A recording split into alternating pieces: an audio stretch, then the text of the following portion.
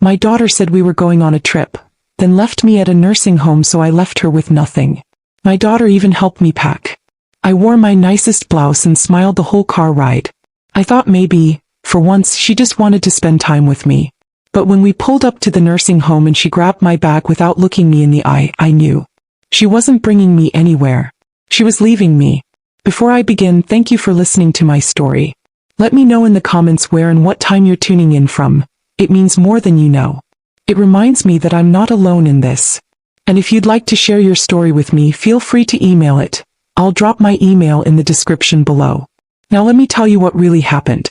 My daughter said we were going on a trip.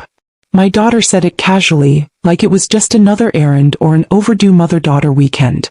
Just pack light, Mama, Tamara had said, her voice syrupy sweet over the phone. We'll be back before you know it.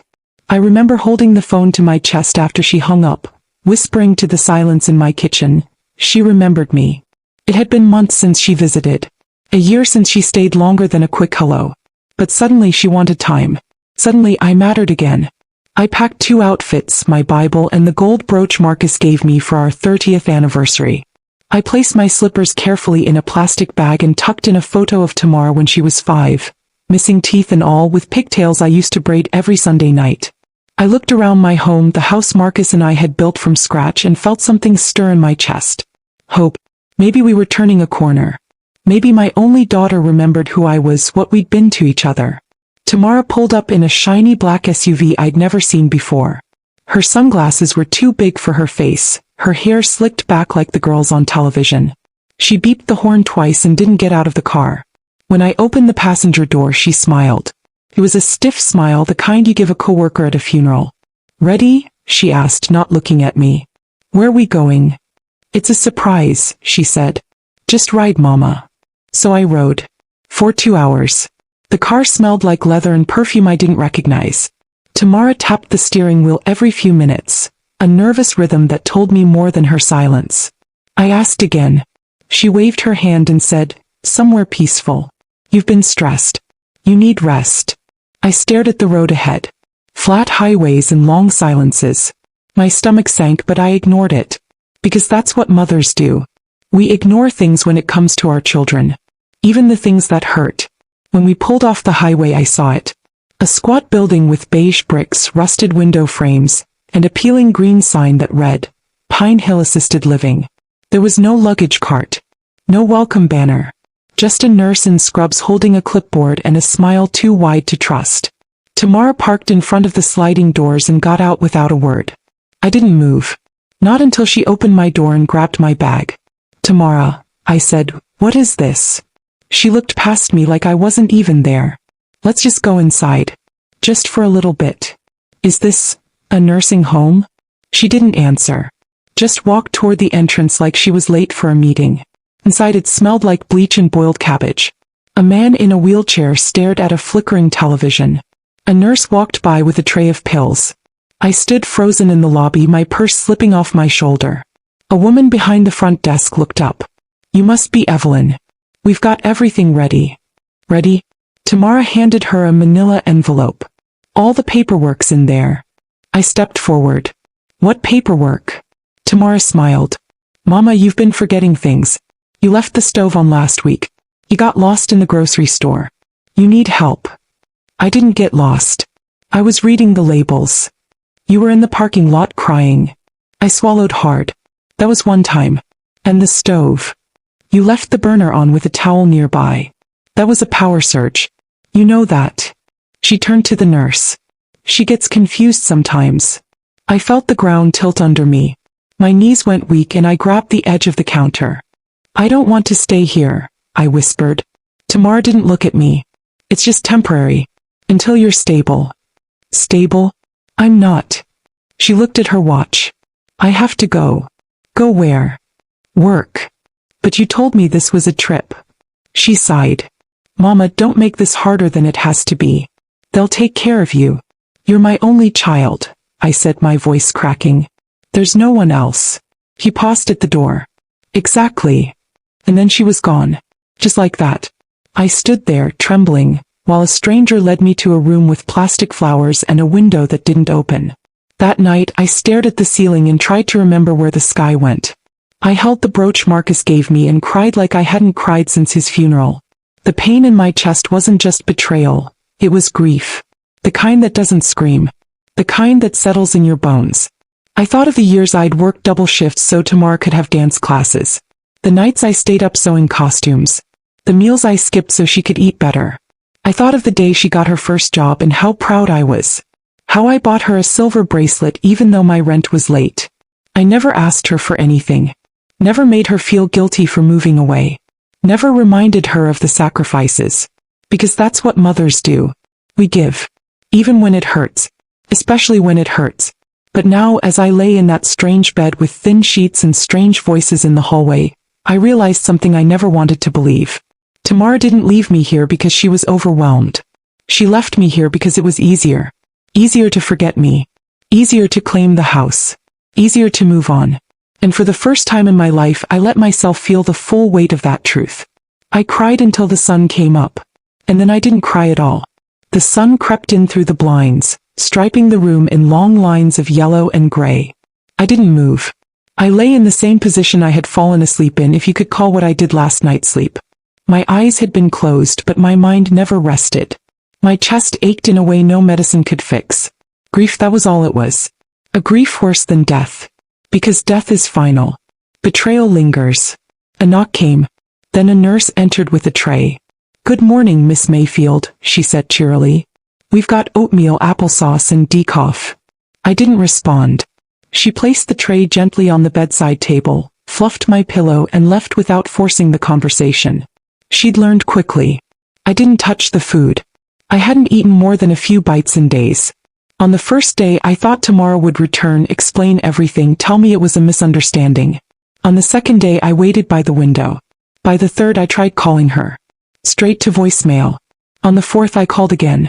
Disconnected. By the fifth I knew she had cut me off completely. No return. No rescue. I was a ghost and she had already grieved me. By the sixth day I couldn't remember the last time I bathed. I didn't care. I let myself rot a little. I let the sheets tangle around me like vines. I stared at the ceiling, wondering how it had come to this. I was a mother who had given everything. I had worked 2 jobs to make sure Tamara had what she needed. I had missed meals so she could eat seconds. I sewed her prom dress by hand because we couldn't afford one from the store. I smiled through heartbreak. Through migraines. Through the bone-deep loneliness after Marcus died. I never asked her for anything. Tamar was my only child. There were no cousins, no siblings, no second chance if she failed me. Just her. And I believed in her so completely. I excused every missed visit. I understood every forgotten birthday call. I clung to every brief moment she offered me, like it was a blessing from heaven. Thought that was love. I thought patience would be enough. It wasn't. Now I was here.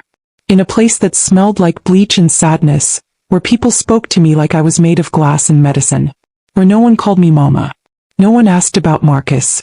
No one cared who I used to be. Here I was, just a bed number in a file. I turned my face to the wall and let the tears come. I cried like a child. No restraint, no dignity. I cried until the pillowcase was damp and my throat hurt. The kind of crying that empties you. That leaves you hollow. That evening a different nurse came in.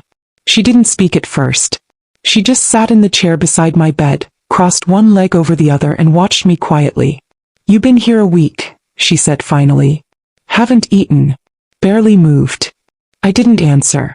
"My name's Carla. I'm head nurse on the night shift. I've seen a lot of mothers like you. Too many." I closed my eyes.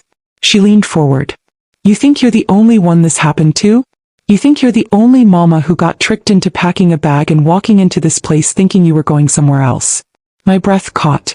"They always say the same thing. Just a weekend. Just a trip. Just a checkup. Then they dump y'all here and walk away like you never raised them." My eyes opened. "I know what happened, Miss Evelyn. And I'm telling you right now, you're not crazy. You're not weak. You're hurt. And you've got every right to be." I tried to swallow but my throat was dry. "You can sit here and wait for her to remember she has a mother, or you can do something." "Do what?" I croaked. "Fight.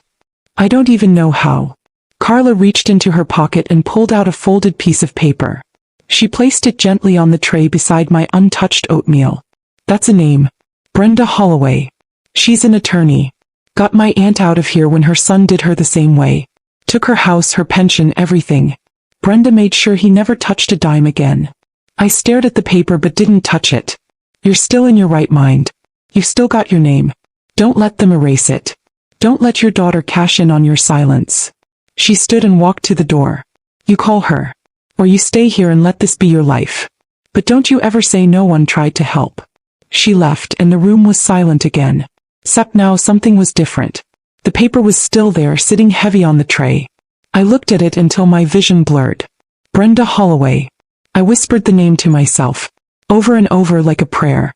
That night I didn't sleep. I sat in the chair by the window and held the paper in my hand until dawn. I thought about Tamara's face when she was little. The way she used to run into my arms after school.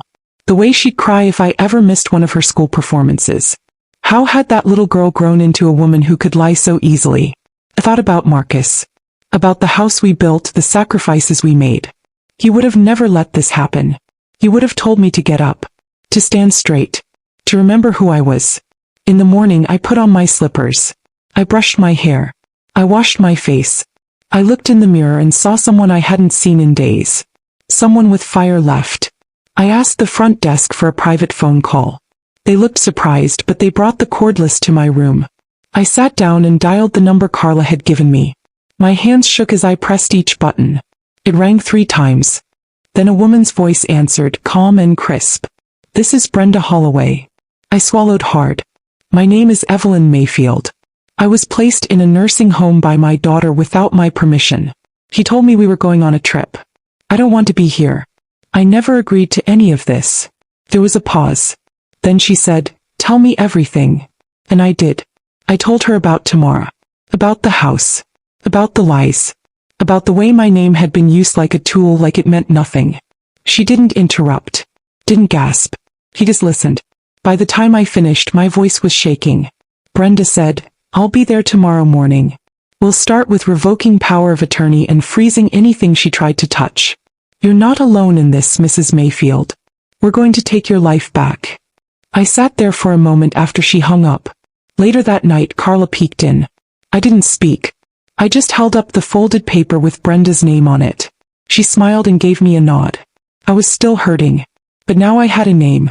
Now I had a plan. Brenda Holloway arrived just before noon, wearing a navy pantsuit and a look that told the world she didn't come to play.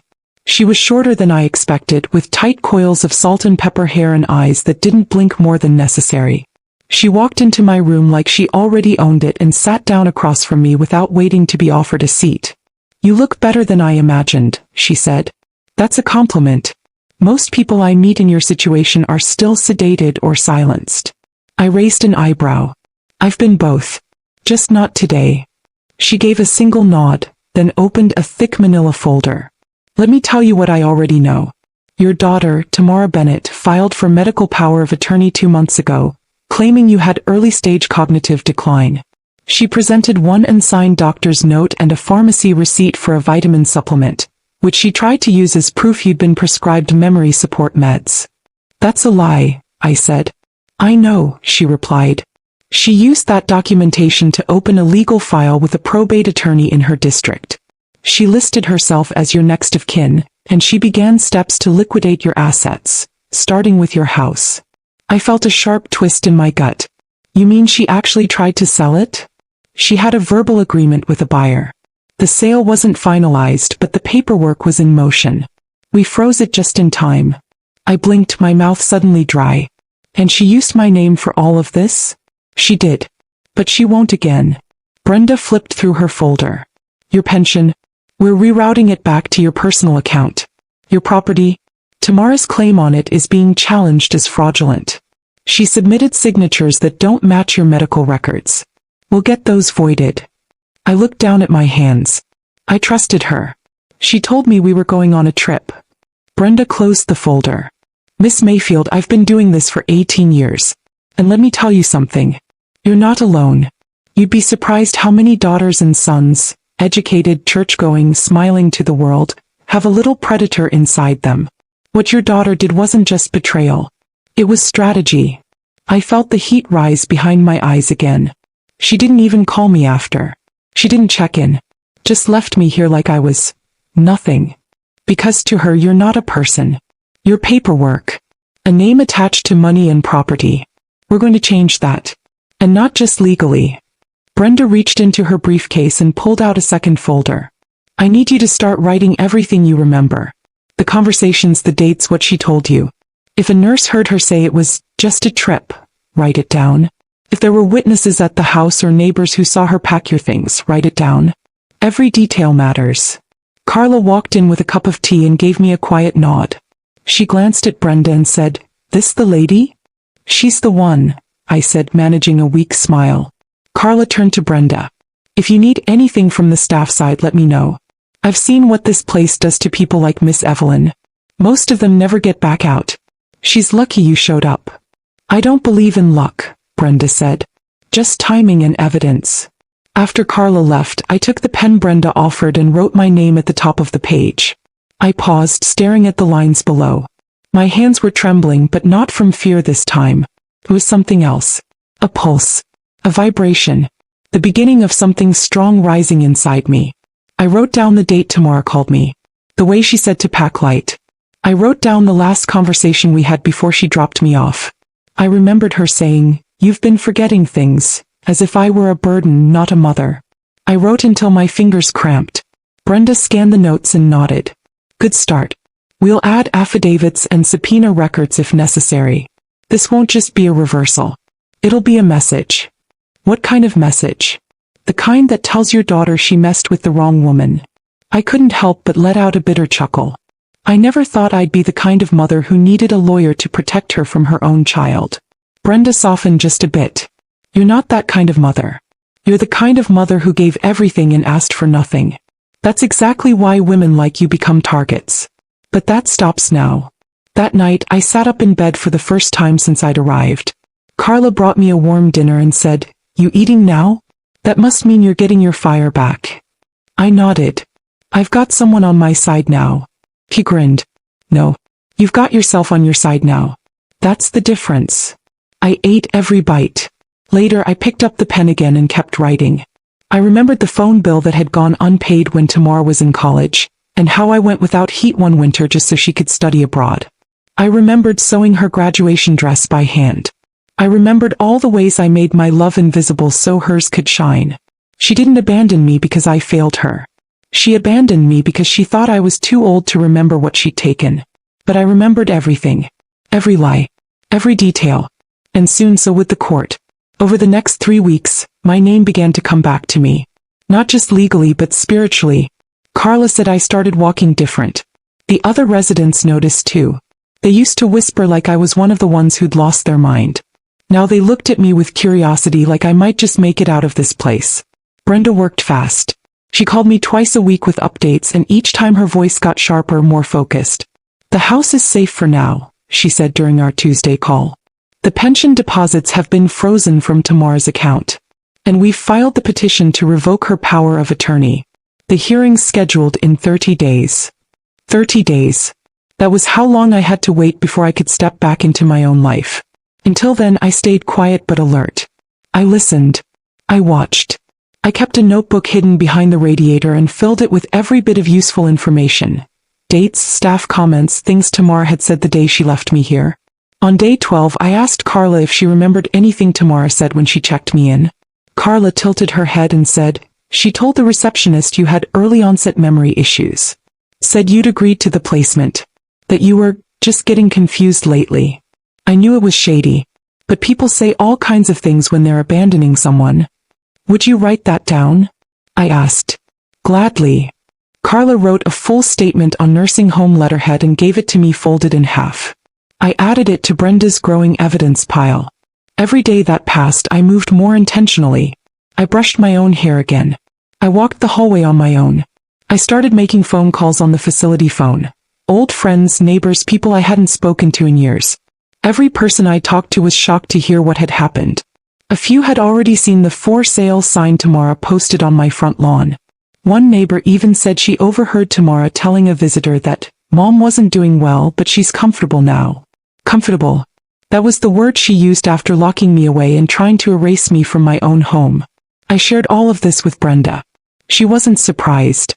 She's already positioning herself as the grieving daughter, Brenda said. That'll help us.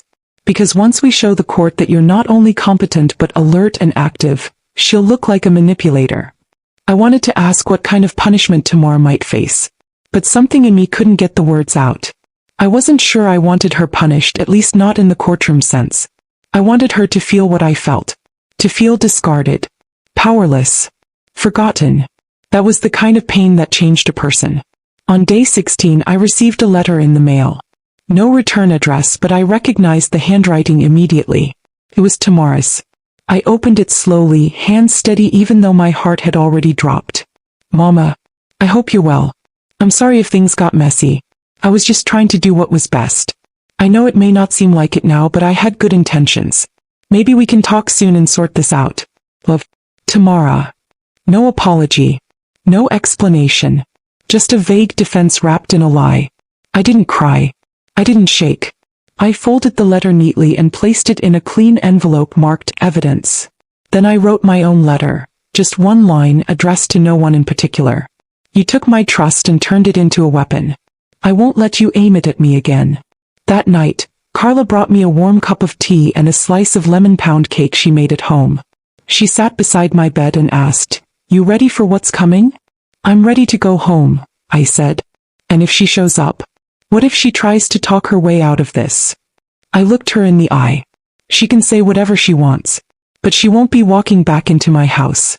Not with keys, not with my blessing, and not with a single thread of inheritance." Carla grinned. "That's the Evelyn I've been waiting to see." I smiled just a little. That's the Evelyn I thought I lost. On day 21, Brenda called again. "Good news. We got confirmation. The judge has reviewed the documents and approved your immediate release from the facility pending the hearing. You're not under any legal hold. That means you can leave as soon as I get you." "When?" "I'll be there Thursday morning." I pressed the phone to my chest and closed my eyes. I whispered Marcus's name under my breath. I felt like I could finally breathe again. That night I didn't sleep much. I packed my few belongings. My Bible, my slippers, Carla's letter, and my notebook. I folded my clothes like I was moving out of prison. In a way I was. On Thursday morning I put on my best blouse, fixed my hair, and sat in the lobby with my chin lifted high. Brenda pulled up right on time in a dark blue sedan. She opened the passenger door like I was royalty. As we drove away from Pine Hill I looked back one last time. Not in sadness but in clarity. That building never broke me. But it almost did. "You nervous?" Brenda asked. "No," I said. "I'm done being afraid." We drove in silence most of the way. When we pulled into my neighborhood I felt my hands clench. I didn't know what I expected to find. But my house was still there. No lockbox. No moving truck. Just a wind-blown for sale sign leaning against the porch. Brenda turned off the engine. "It's yours again. Legally and spiritually." I stepped out slowly. The walkway was cracked in places but it felt solid under my feet. I walked to the front door and inserted my key. Turned. Inside, the house was exactly as I'd left it. A little dusty but untouched. The furniture was there. The photos. Even Marcus's favorite chair. But on the counter sat a second letter. My name on the front in the same handwriting. Another note from Tamara. I opened it and read the words carefully. "Sorry if things got messy. I was only trying to help. Let's talk." I folded it, walked to the fireplace and burned it to ash. The smoke rose and twisted like a spirit finally set free. I stood in the doorway of my own kitchen and exhaled. I was home. And I was nobody's burden. The house felt smaller than I remembered, but maybe it was just quieter. The silence wasn't sharp like it had been in the nursing home. It was softer, familiar. Like the house had waited for me, still and loyal through everything. I walked from room to room without turning on any lights, just letting the natural glow of the afternoon sun stretch across the wooden floors. Dust floated in the air like memories. Everything was still here. The armchair Marcus used to fall asleep in during the evening news. The photo of Tamara in her college graduation cap still sat on the bookshelf, slightly tilted. My kitchen towels, my curtains, even the jar of dried beans on the windowsill. I was back in the world I had built with my own hands, and for the first time in 2 months I felt whole again.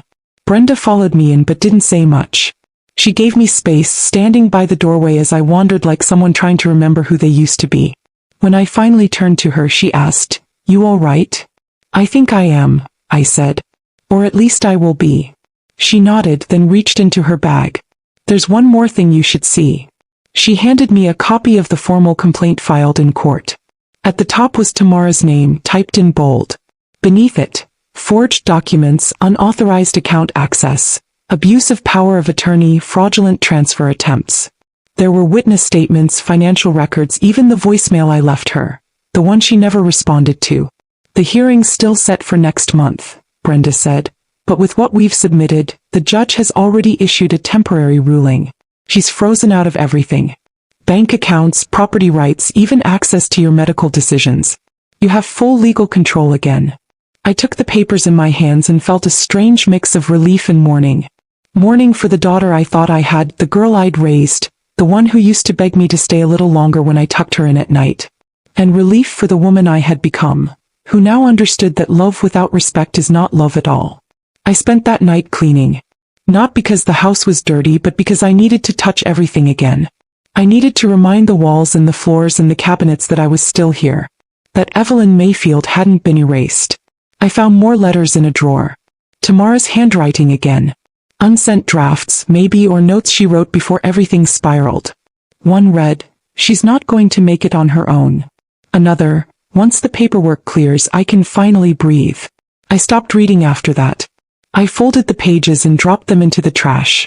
Carla had once told me that some wounds you clean with silence. The next morning, I sat on my porch with a cup of coffee and called Carla at the nursing home. When she answered, I could hear the sounds of shift change behind her.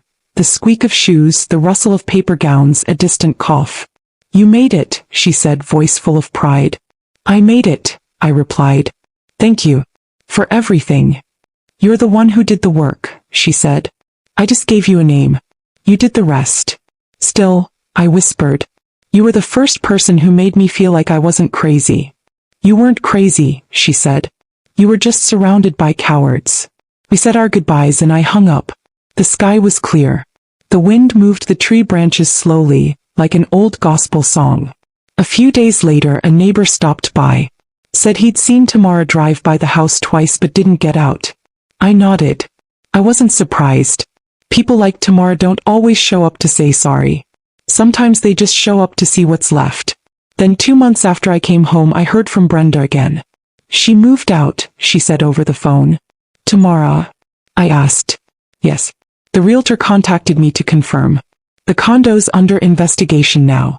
The down payment she used came from your pension withdrawals. She's being asked to repay it. Turns out, forging documents has consequences." I sat very still. "Is she homeless?" "She's couch surfing last I heard. Staying with a friend. No job. No assets. Her accounts are frozen." I didn't celebrate. I didn't even smile. But I didn't feel sorry either.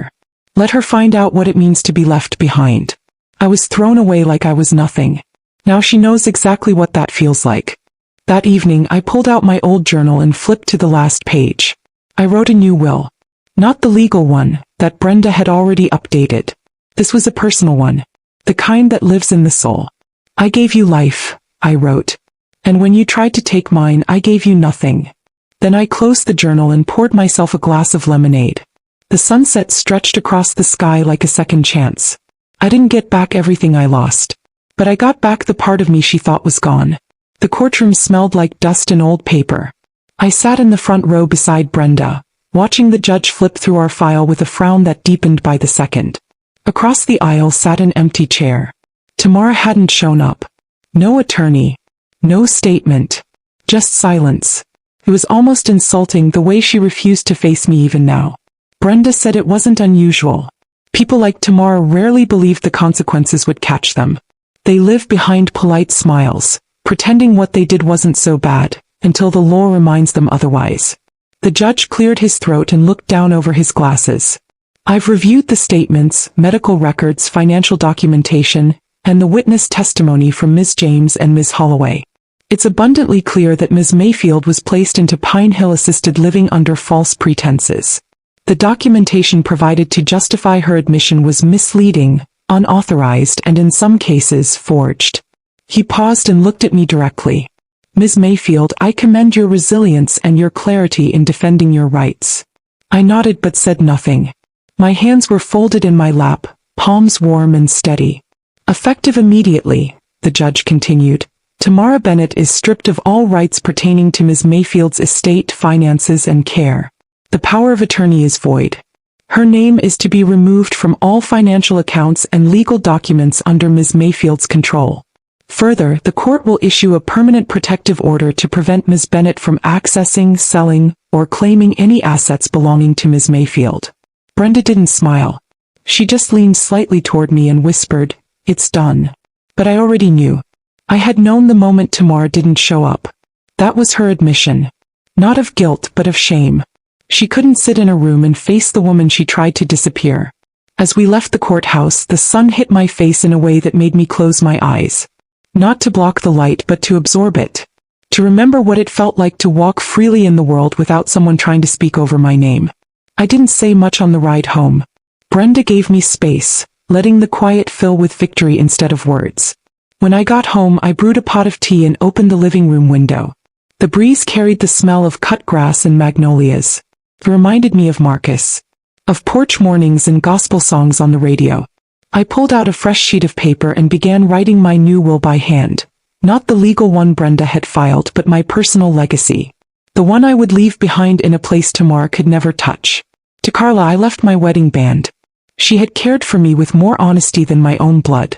To Brenda I left my antique bookshelf and every journal I had written since Marcus passed. She had helped me recover not just my life but my voice. To the literacy foundation Marcus and I had supported for years I left the house. Every brick, every creak, every piece of it. It was never just a building. It was a story. And stories deserved to live. And to Tamara, I left a single note tucked into the pocket of the original will she had tried to rewrite. It said, You taught me what love isn't. That was the last lesson I needed. I sealed everything in an envelope and placed it in my safe.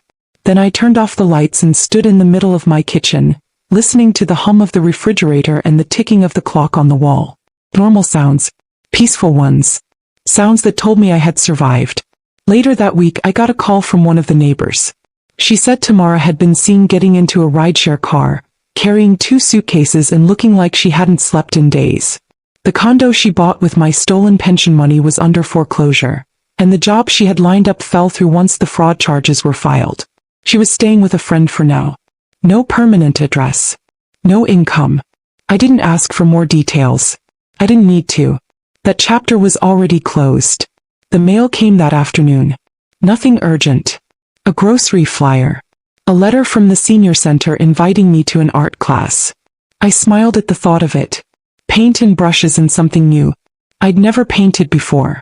But maybe it was time to learn how to create something just for me. I spent the evening on the porch with a notebook, jotting down recipes I hadn't made in years. Gumbo. Peach cobbler. Marcus's favorite ribs. I would cook again. I would invite people into my home again. Not to care for them but to celebrate with them. To live fully and without fear. Around 9 o'clock I turned on the porch light and locked the front door. I stood for a moment, hand resting on the frame, and looked around my living room. The house was quiet but not empty. It breathed with me. Held me. Remembered me. I lit a candle and placed it beside the photo of Marcus. I whispered, I'm all right now. She didn't win. Then I sat down and watched the candle flicker in the dark. Outside, the wind stirred the trees gently. No noise. No more pretending. No more lies. Just peace. I didn't get everything back. Some things don't come back. But I got the one thing she thought I'd lost forever. I got myself. And that was more than enough.